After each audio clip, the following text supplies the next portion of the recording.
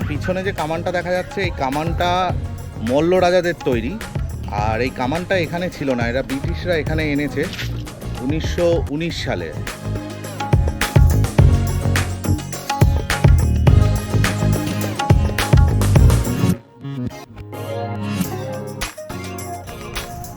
আগের ভিডিওটা যেখানে শেষ করেছিলাম সেখান থেকেই আবার এই ভিডিওটা স্টার্ট করছি। এখন যাচ্ছি বিষ্ণুপুরের কিছু দর্শনীয় স্থান দেখতে। তার মধ্যে বিষ্ণুপুর মন্দিরের জন্য বিখ্যাত বহু মন্দির রয়েছে এখানে, মল্ল রাজাদের সৃষ্টি করা বহু জিনিসপত্র রয়েছে, সেগুলোই দেখতে যাচ্ছি। জুড়ে থাকো ভিডিওর সঙ্গে, দেখতে থাকো। আর যাদের ভালো লাগবে তাদেরকে বলবো অবশ্যই সাবস্ক্রাইব করো। তো চলো এগোনো যাক। একবারে কথা বলছি তোমাদের সঙ্গে রাস্তায় যেতে যেতে। আমাদের এখন নেক্সট গন্তব্য হচ্ছে বিষ্ণুপুর। এবার বিষ্ণুপুরে রয়েছে অনেকগুলো মন্দির, তো আমরা এখন সেটাই দেখতে যাচ্ছি, মানে আমি দেখতে যাচ্ছি। তো যা হবে সব তোমাদের সঙ্গে শেয়ার করব। আর এখানে কলকাতা থেকে অনেকেই আসে এখানে ভিডিও করতে, প্লাস একটু বাইক নিয়ে আড্ডা মারতে। তো তোমরাও আসতে পারো যারা আমার ভিডিও দেখছো, কলকাতার খুব কাছেই এটা। চলে এসেছি বিষ্ণুপুর ঢোকার জন্য। এই হলো বিষ্ণুপুর শহরে ঢোকার গেট। গেটটা সত্যি খুব সুন্দর। এবার বিষ্ণুপুর শহরটাকে একটু এক্সপ্লোর করব।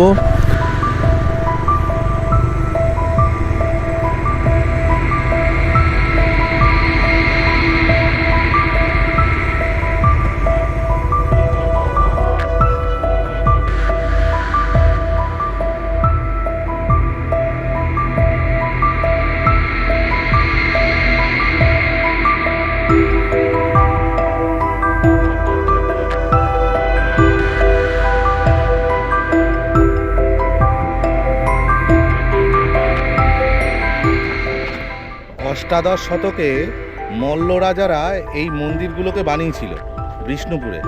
1914 সালে এগুলোকে রাষ্ট্রীয় গুরুত্বপূর্ণ স্মারক হিসেবে ঘোষণা করা হয়। আর এগুলো বিষ্ণুপুরের এক ধরনের ঐতিহ্য।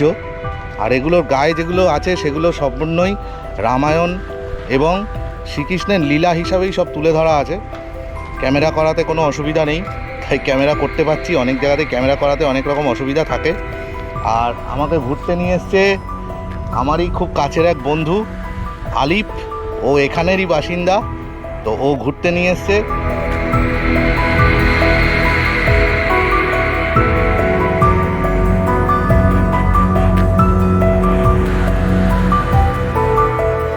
ভিতরে সেরকম কোনো মূর্তি দেখতে পাচ্ছি না, একটা কৃষ্ণের মূর্তি। কৃষ্ণ মন্দিরের ভিতরে সেরকম কিছু নেই, শুধু বাইরেটা খুব সুন্দর করে সাজানো। আর প্রকৃতি অনেক দিন ধরে এরকমভাবে পড়ে আছে বলে কিছু নষ্ট হয়ে গেছে। সবকটাই একই রকম প্রায়, তবে উপর দিকে কিছু কিছু এখনও রয়েছে, সেগুলো খুব একটা স্পষ্ট নয়, কিন্তু স্থাপত্যটা দেখতে খুব সুন্দর লাগছে। আর রোদ্দুরটা কিন্তু শীতকালে বেশ ভালোই উঠেছে। এটা শীতকালে ঘোরার জন্য খুব ভালো জায়গা।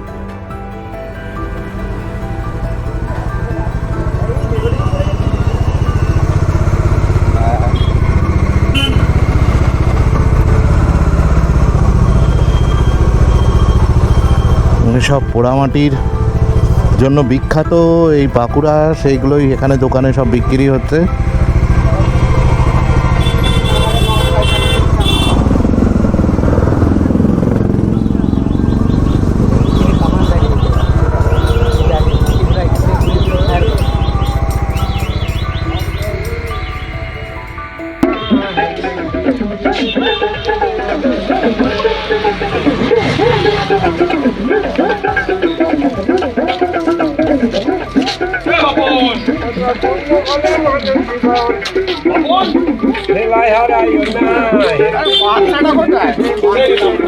রাধে রাধে।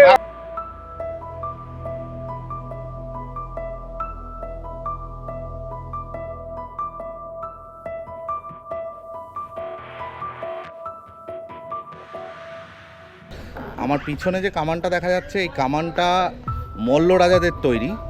আর এই কামানটা এখানে ছিল না, এরা ব্রিটিশরা এখানে এনেছে 1919 সালে। এটা ছিল মুন্ডমালা ঘাটে 3টে কামান ছিল, তার মধ্যে একটা এখানে এনে সংরক্ষিত অবস্থায় রাখা হয়েছে, আর বাকিগুলোকে আর রাখা হয়নি এখানে।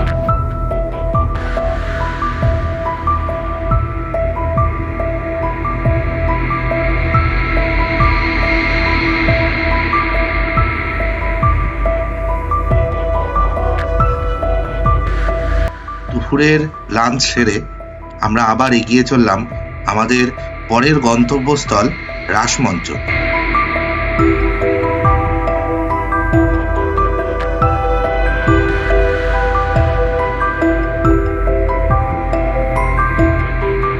রাসমঞ্চে ঢুকতে টিকিট লাগবে জন প্রতি 20 টাকা, এবং এই 20 টাকার টিকিটের বিনিময়ে আপনি শুধু রাসমঞ্চ নয় আরও 2টো মন্দির ঘুরে দেখতে পারবেন।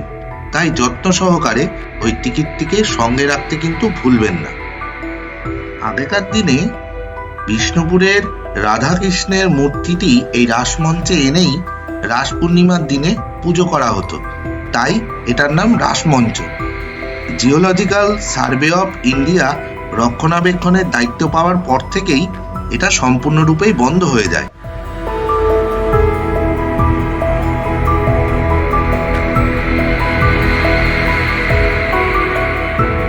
ভিতরের অংশটি ঘুরে ঘুরে দেখতে বেশ ভালোই লাগবে, আর ঘুরে ঘুরে দেখার সময় এটিকে অনেকটা গোলকধাঁধার মতোই মনে হবে, কারণ একদিক দিয়ে ঢুকে আরেক দিক দিয়ে বেরোনো, কখনো ভেতর দিকে যাওয়া, কখনো আসা, আর পুরোটা অনেকটা গোলকধাঁধার মতোই।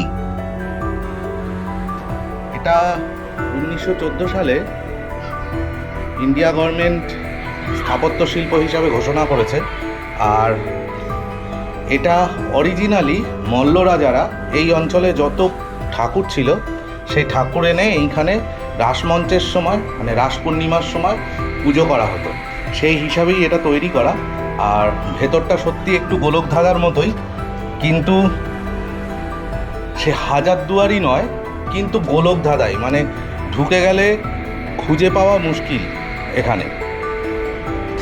মানে এধার ওধার থেকে বেরোচ্ছি,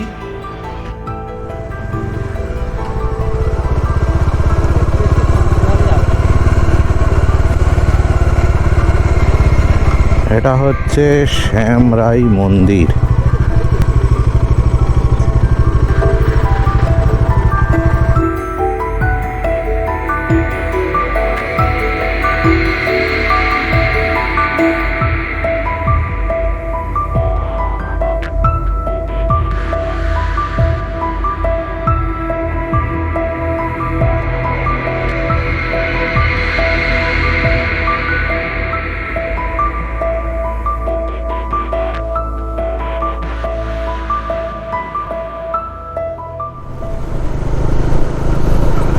বিষ্ণুপুর ঘুরে বেরিয়ে পড়লাম বাড়ির উদ্দেশ্যে। আর এই রাস্তাটা সোজা আবারও আরামবাগ হয়েই যাচ্ছে, তবে আমি কনফিউজড যে এই রাস্তাটাই কি বনলতা রিসর্টের উপর দিয়ে যায় নাকি যায় না, সেটা অবশ্য ম্যাপে দেখতে হবে। কারণ আমি একজনকে জিজ্ঞাসা করেই এই রাস্তাটা ধরলাম, বললো একদম সোজা আরামবাগ হয়ে কলকাতা ঢুকে যাবে তুমি, তো সেই জন্য এই রাস্তাটা নিয়েছি। সামনেই পিছনে ফেলে এসেছি আমি ভগৎ সিং মোড়।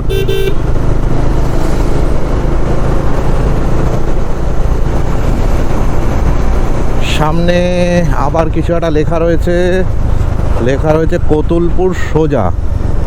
তার মানে যদি কতুলপুর সোজা হয় তাহলে অবশ্যই এটা মনে হচ্ছে বনলতা রিসর্টের সামনে দিয়েই যাবে। যদি বনলতা রিসর্টের সামনে দিয়ে যায় তাহলে একবার দাঁড়াবো, দাঁড়িয়ে চা খাবো, দেন আবার চলতে শুরু করব। আর ফেরার ভিডিও বেশি বানাচ্ছি না। যদি ভালো লেগে থাকে আমার ভিডিও তাহলে অবশ্যই সাবস্ক্রাইব করো, আর পাশে থাকার বেল বাটনটি টিপে দিও, কমেন্ট করো, লাইক দিও, আর বন্ধু বান্ধব ফ্যামিলি মেম্বার সবার মধ্যে একটু শেয়ার করে দিও।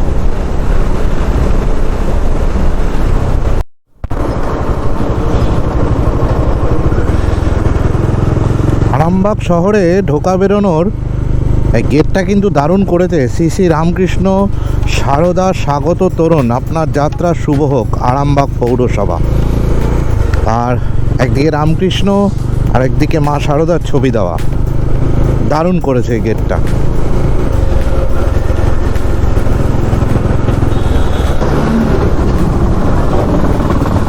সময় এখন সন্ধ্যে 7টা, আর আমি এসে গেছি ডানকুনি ফ্লাইওভার।